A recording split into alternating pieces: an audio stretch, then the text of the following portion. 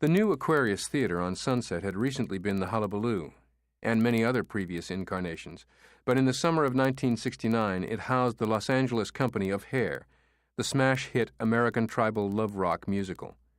Needing a place to record tracks for the Doors' live album, Elektra hired the Aquarius on a Monday night when the theater was normally dark.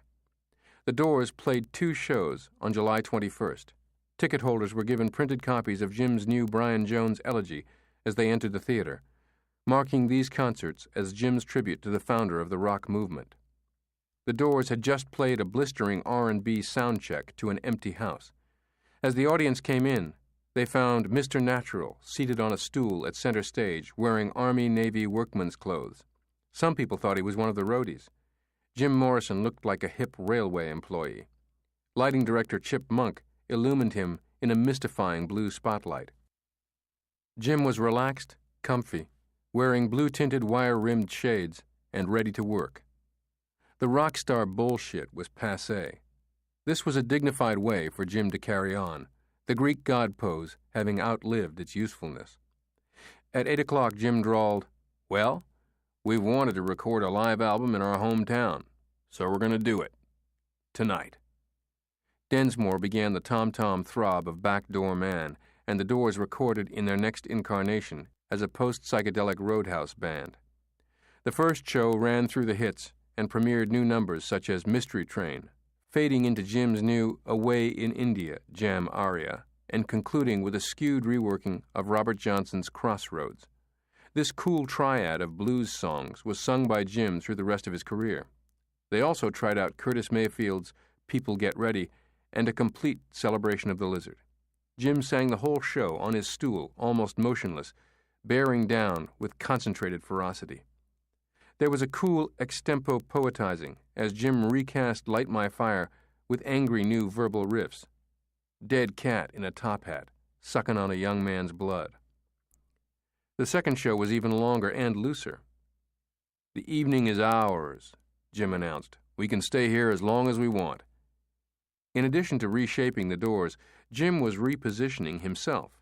During Backdoor Man, in both shows, he sang, "I'm an old blues man." It was a persona he played for the next year, as if picking up the blues man role that had been fumbled by Brian Jones. Somebody had to carry that flame. But the old blues man was an identity that would be as impossible for Jim Morrison to bear as it had been for Brian Jones, deceased. The second Aquarius set debuted new songs: Make Me Real, Universal Mind, Blue Sunday. Jim interrupted Gloria with his poem Coda Queen. The band performed Robbie's Peace Frog without Jim.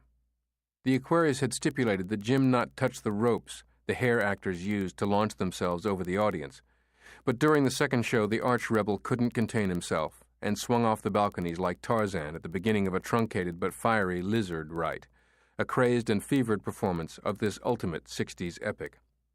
The Doors played more than 20 songs. Then they screened Feast of Friends.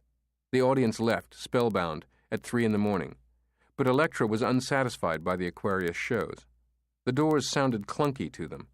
Jim sounded like he was blurting out some of the lyrics. Paul Rothchild was worried they hadn't gotten it. Execs thought the Doors sounded listless. While the band's gear was still set up, they played another private session at the theater the next afternoon to record more for the live album. They redid Peace Frog, Blue Sunday, Maggie McGill, Build Me a Woman. They jammed the blues a lot, and Jim ad-libbed some paranoid lines that became known as the assassination. So died the Lizard King. Hail the old blues man. The subsequent press reviews recognized that the Doors had left the pop star crap behind them and had opted for something mature and serious. Cashbox. The best and most powerful performances ever witnessed locally. Los Angeles Herald-Examiner. Assertive, demanding, brilliant. Los Angeles Free Press. There was Jim Morrison, more the rabbinical student than the sex god, and looking more comfortable in the new guise. How can Morrison be accused of singing less well just because the hostility and the sensuality has given way to something richer textured, fuller, more aggressively grim? They have approached art, no matter how much they have offended, amused, or even thrilled the rock critics. The standards by which their art must be measured are older and deeper. The Doors loved this review and hired its author, Harvey Pear, to do PR for them soon afterward. So the Doors now had their template for the future, as a white R&B band with some psychedelic hit records. Most people thought they were finished, but in this guise the Doors would produce the 2 albums that yielded their most enduring songs and Jim's most timeless imagery of the American night: the Roadhouse, the Queen of the Highway, the Peace Frog, the Rider on the Storm. End of Disc 11.